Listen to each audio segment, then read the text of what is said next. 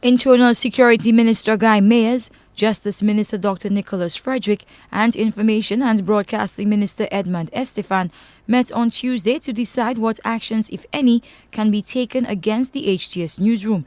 It follows an item run by the news station on Monday evening following a police raid in 3 communities. In one of these communities, Wilson's Yard, a number of people stated their intentions to defend themselves against the police. Mayers, who has responsibility for the police force, says the meeting was called after his office received a number of complaints about the news item.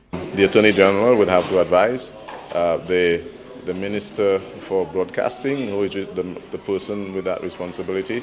Again, we will be discussing it and see if there is anything in it.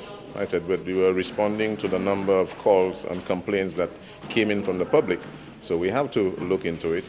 And after the discussion, then we'll be able to make a determination as to whether or not there is anything in it. The police commissioner is also reacting to the news item.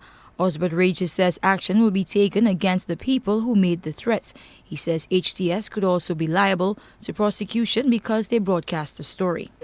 The threats that were made and carried by your station were not inflammatory. They were illegal, they are criminal, because a threat made against any person and carried electronically, that evidence is admissible because the Evidence Act now applies to electronic evidence.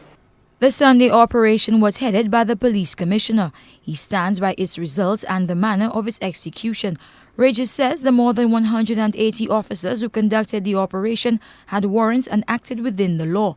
Furthermore, he says he will take to task anyone who utters what he says are threats against the police for doing their job. The police will pursue